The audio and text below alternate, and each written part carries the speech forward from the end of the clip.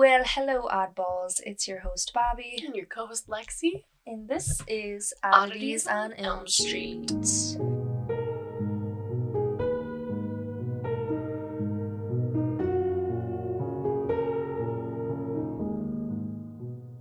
We are super happy to have you all back for episode 11. Woo-hoo. So, I just want to say, if you've been... Was that on here? Or was that a car? It's a car. It's a car. I was like, oh my god. Anyways, if you have been enjoying the podcast so far, there are a few ways you can support us. First, it's pretty simple. You can follow and rate our podcast, and Please. This kind of puts us on the map as a real legit podcast, and that would be pretty cool. Tell your friends. Yeah, there you go. My friends. That's also a very simple way that you can, boost our ego a little bit. And then, if you could give us 5 stars on whatever platform you're listening to, that's also super cool, and we would love that. If you're gonna give us anything less, though, just carry on with your day. Don't even do it. Yeah, it's not even worth your time.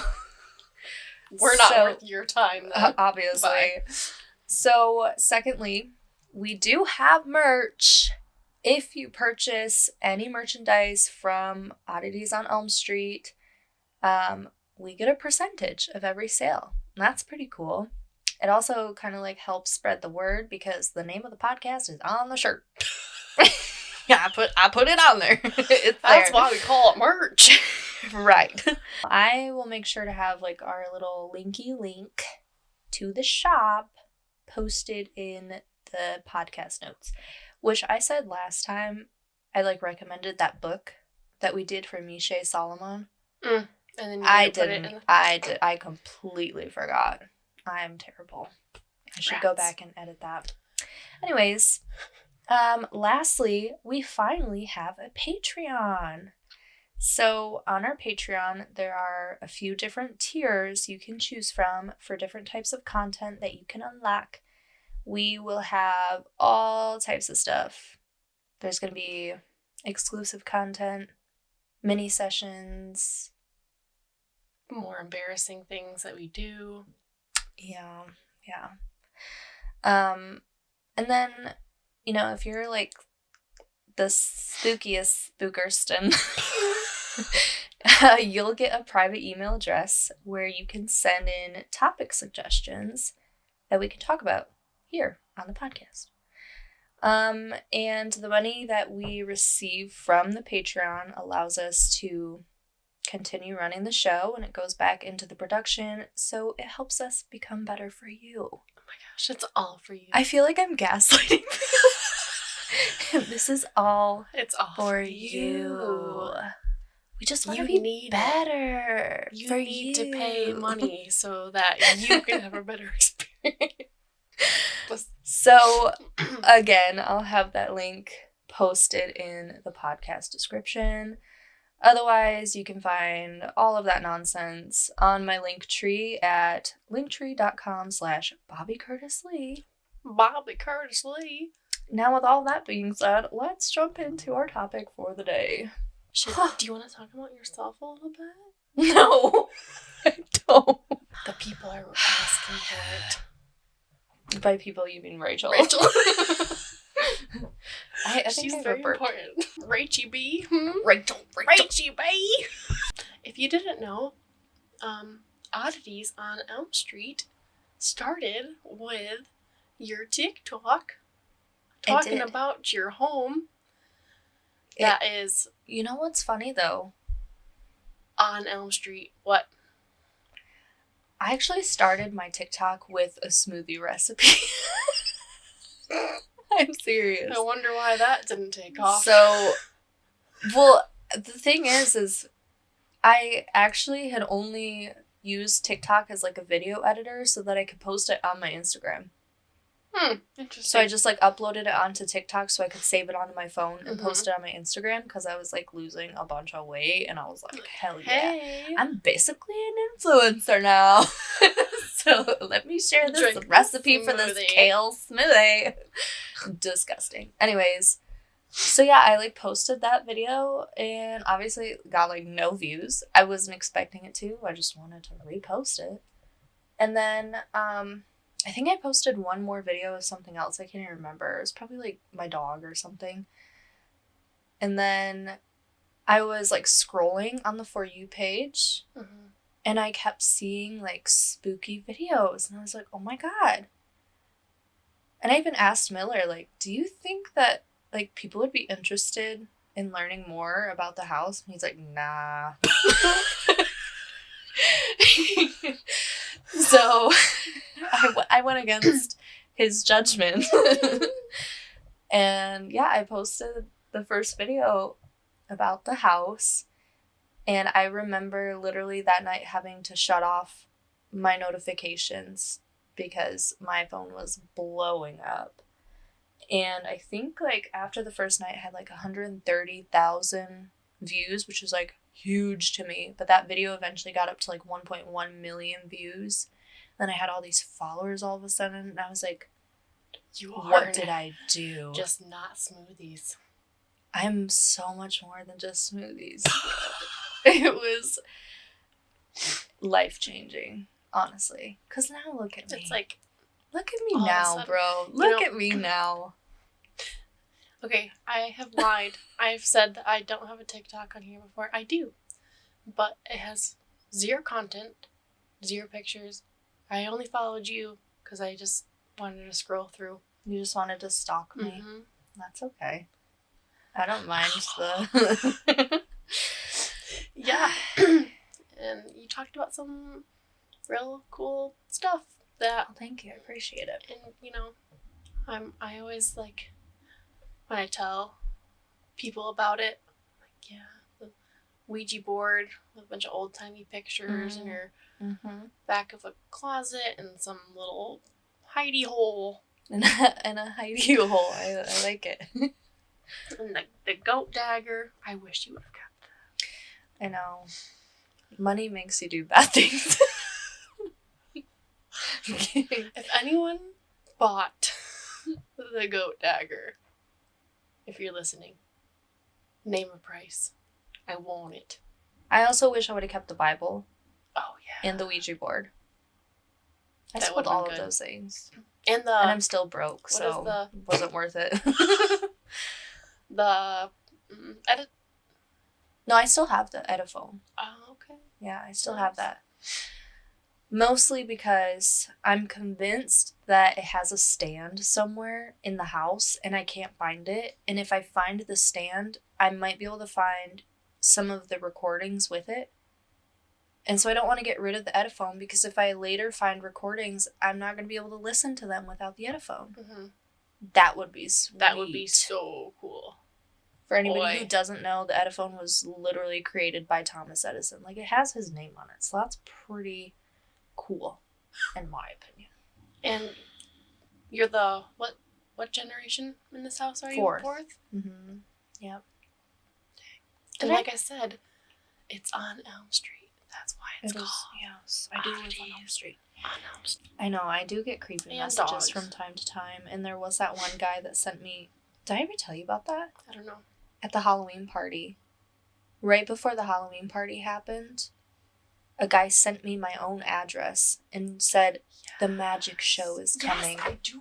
I still have... That is so fucking creepy. I still have the messages, but what's creepier, though, is if you click on the guy's profile and you're scrolling through his Facebook feed, he has pictures of, like, adults inside of cages and just really wacky shit. Like, real creepy. I forgot all. Oh my god. Yeah. It freaked me out. All night I was, like, on high alert. I was like... Ain't no sleep for me. Yeah. It was very weird. All right, well, are you ready to talk about our topic for today? Hit me with it. I'm really excited because... I mean, okay, so as some of you may have already noticed, I am more of the spooky boo. Spooky boo. And you're more of, like, the true crime connoisseur. Also, We should put that on a t-shirt. We can each get our... Yeah, Spooky Boo, true crime connoisseur. There you go. Wow. So, because I feel like last week's topic was more on the spooky side with our little curse, I'm going to do a true crime topic today. And I guarantee, oh my God, I guarantee you've never heard of this person in your life. Tell me. Okay. Okay, so her name is Mona Fandey. Mona Fandey was born January 1st, 1956, a Capricorn. I love Capricorns. Don't get me wrong. My husband's a Capricorn. Yes. Anyways. So. We're both Geminis, by the way. We are. Yeah, we are. That's probably why we're so funny and charming and clever. Witty. Alright, so Mona Fandey was actually born Masna Ishmael. Okay. I probably completely butchered that. Well. So I'm sorry. I apologize in advance because there are a lot of names in here that I am going to absolutely destroy. So her rise to stardom began in the late 80s. From a young age, Mona was a very talented singer and a skilled ballet dancer. By the time she was a young adult, she ventured into the music industry in her home country of Malaysia. After releasing an album named Diana, she changed her name to what we know her now as Mona Fandey. This album threw her more into the public eye, and she began appearing on TV shows and having her performances broadcast internationally. Her biggest hit was titled I'll Sing This Song in Egypt. Or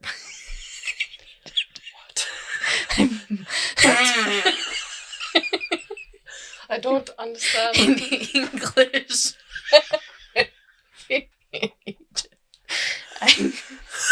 I'm confused.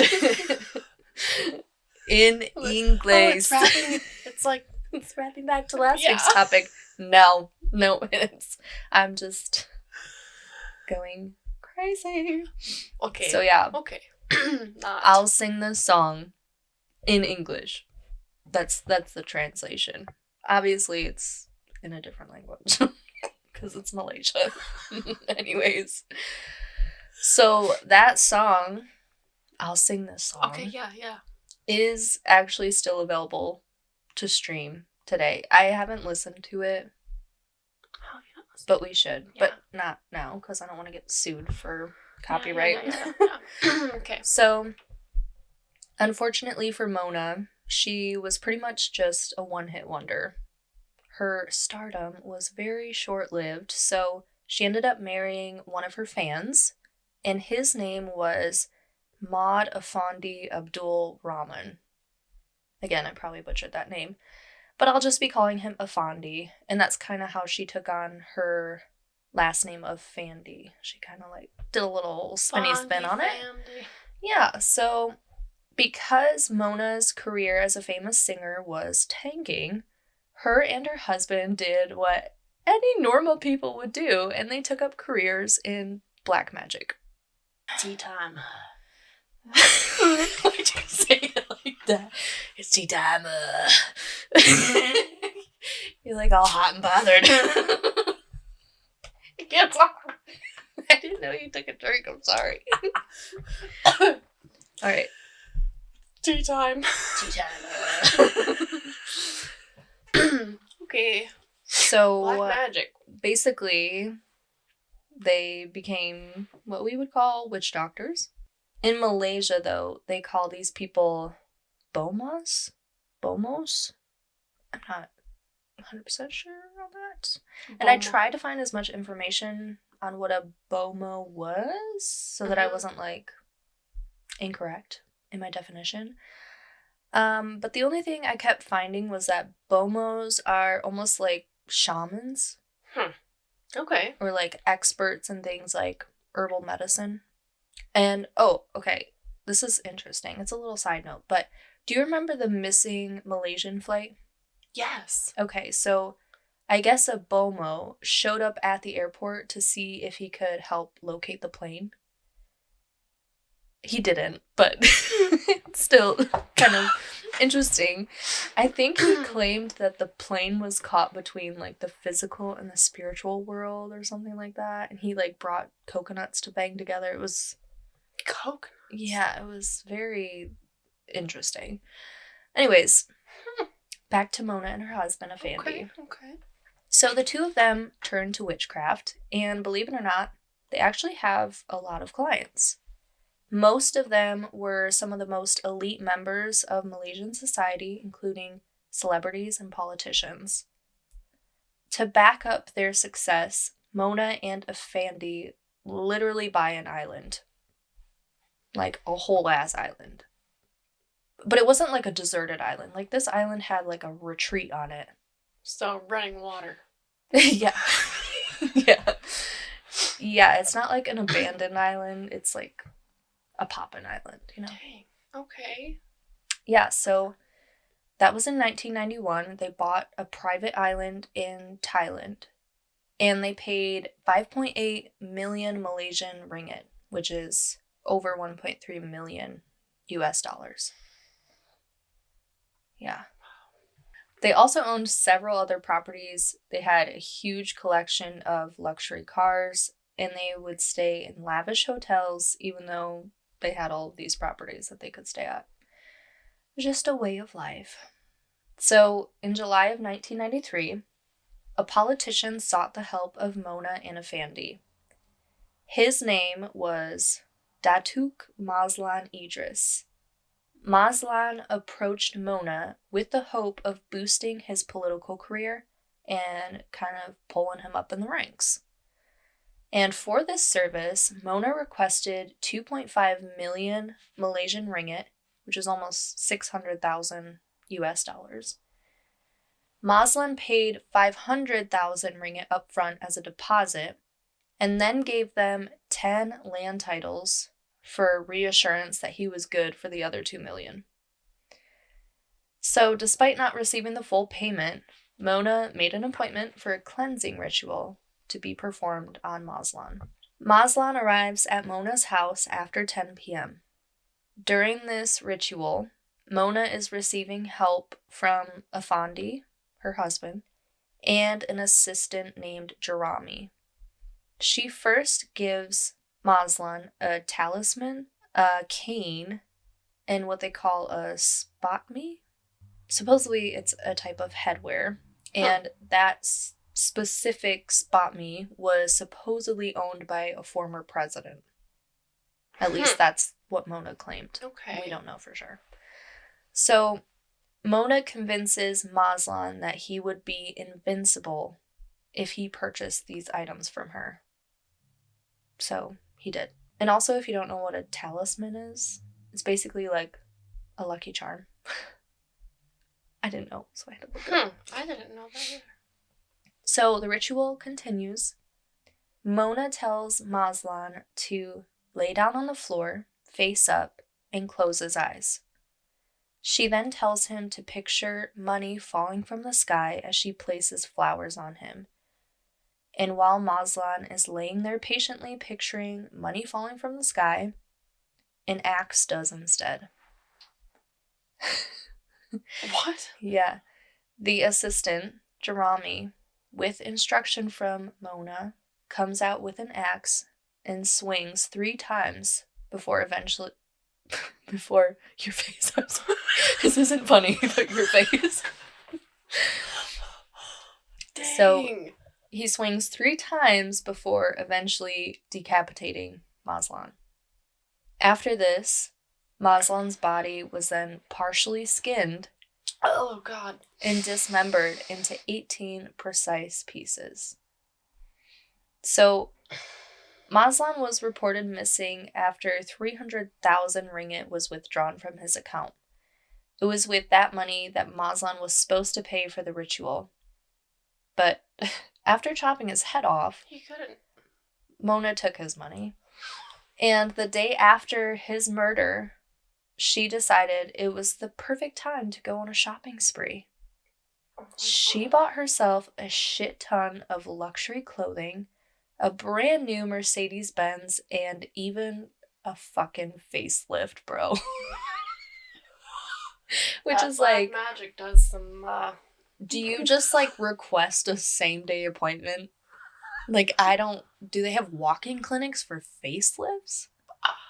I would have no idea.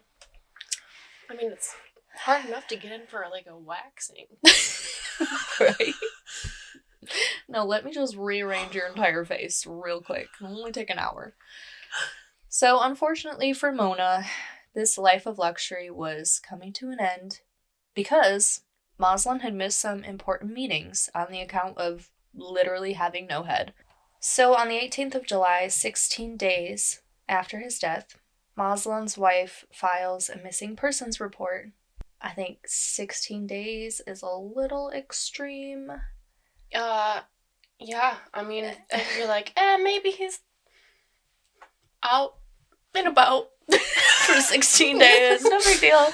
I mean, if I go missing for like 3 hours, report me, please, because I'm probably lost and confused somewhere.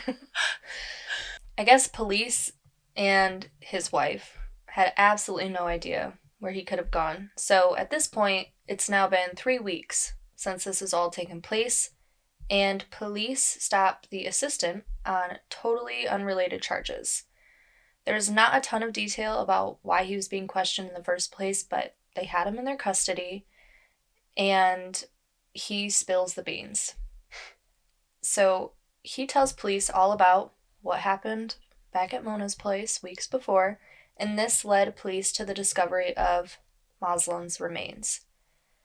Investigators began excavating in an attempt to find his remains, but they didn't find all 18 pieces of his body, leading some to speculate that Mona and a Fandy had eaten them. On the 20th of July, Mona, Fandy, and Jerami are arrested. The 3 of them were obviously facing murder charges, but in Malaysia, being found guilty of murder carries a mandatory death sentence. And what's also interesting is that this case happened to be the last case in Malaysia that went through a preliminary hearing before the trial.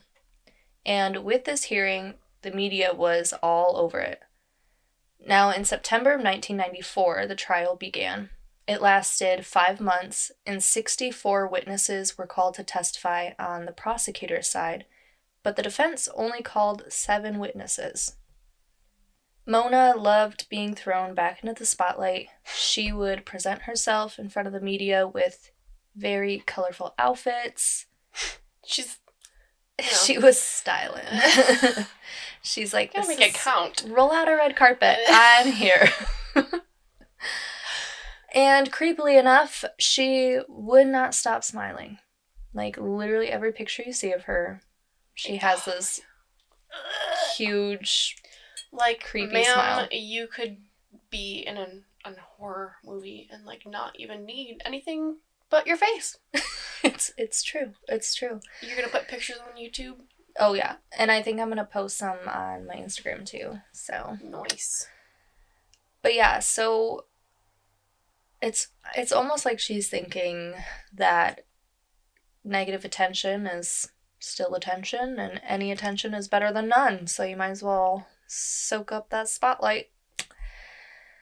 And to be real, she did get the fans she always wanted.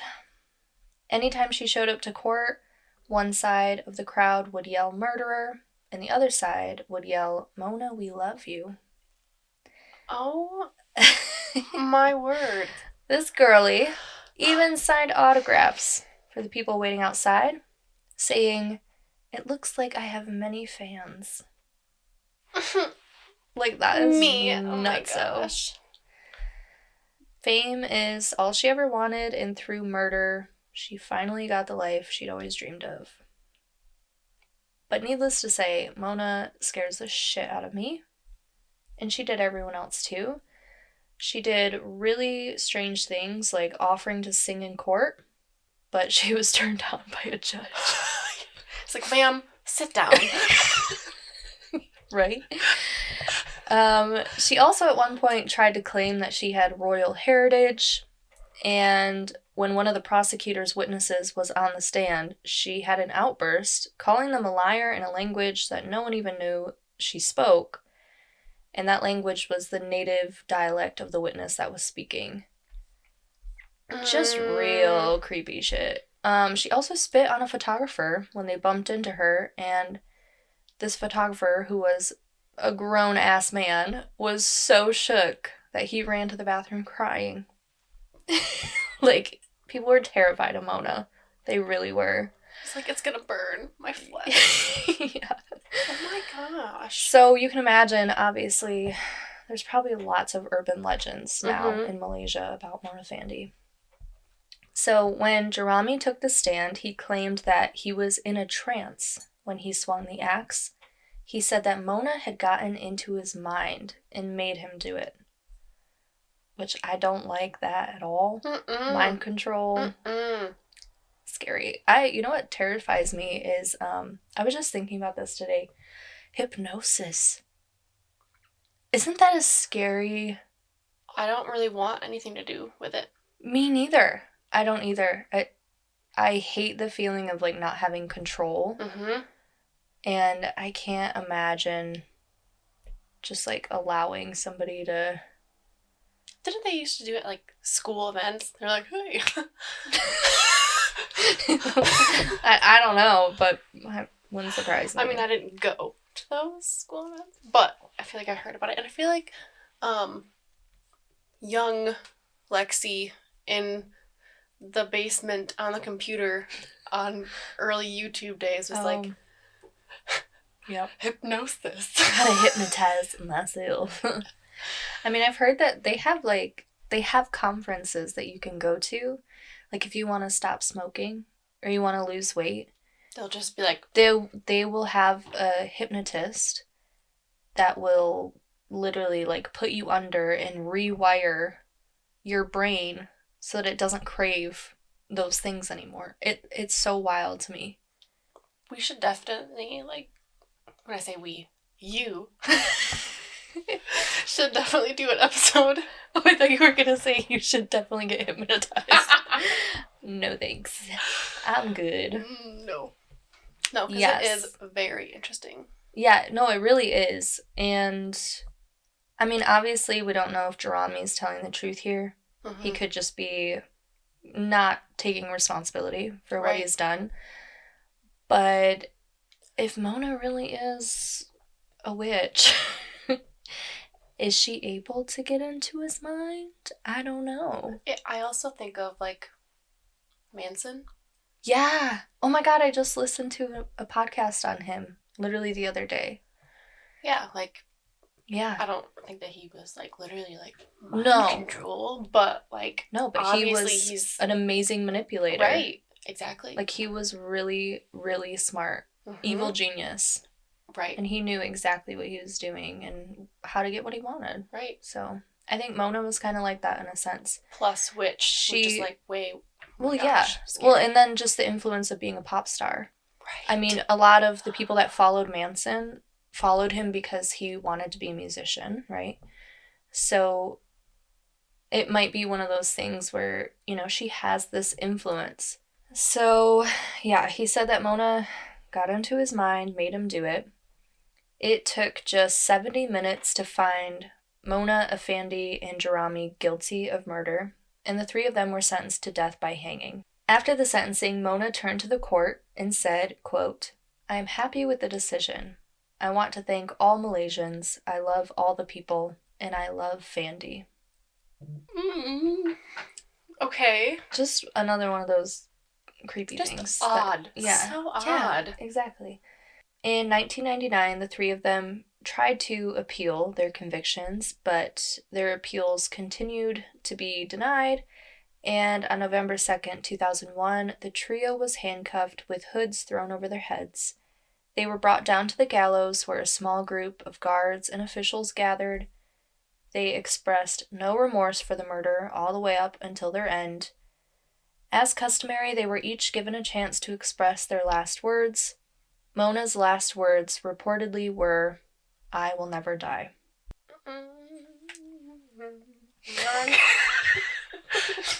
Where are you now? She is still among us. Oof. So yeah, that's... heebie-jeebies. So I wrote some, like, interesting facts down.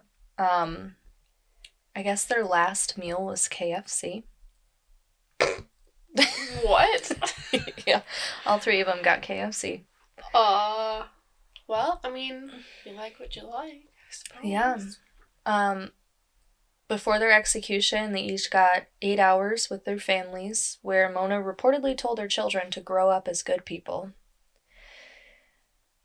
This I don't like. They left their bodies hanging on the gallows for an hour before taking them down for an autopsy. To make sure they were really dead? I'm assuming so. I can't see any other reason why they would do that. I cannot get over this fucking face. I know, that specific picture is exactly the picture I've been wanting to edit into a thumbnail for the YouTube video. You need to. After all of this, Mona and Fandy, they were buried together.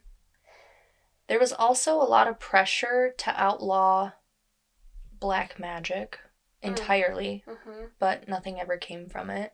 People were so scared of Mona that all of her properties, remember in the beginning I said she had a ton of properties? Literally what I'm looking at now. That's what I was going to put on the thumbnail too. I literally edited that with a picture of her face. Oh my god. But yeah, so all the properties that she used to own, they are all abandoned because people are too scared to own them. And they, of course, have become the center of tons of ghost stories. One of her neighbors actually claimed to have seen her outside of her house feeding ducks at night, like she used to do years before. Yeah, spooky. There was also a film made about Mona's story called Dukin, and Dukin means shaman in English in Egypt. I'm so stupid. But I guess the main character in that movie is a woman named Diana, which was the name of Mona's album. But after it was released, it was actually banned for 11 years because it was too controversial and it offended Mona's family. I heard it's a terrible movie, so I will not be watching it. But you can go ahead and let me know what you think. So yeah, that is our girlfriend, Mona Fandey. Oh, she is not a girlfriend. You can't sit with us. No, absolutely not. Well, thank y'all so much for being here.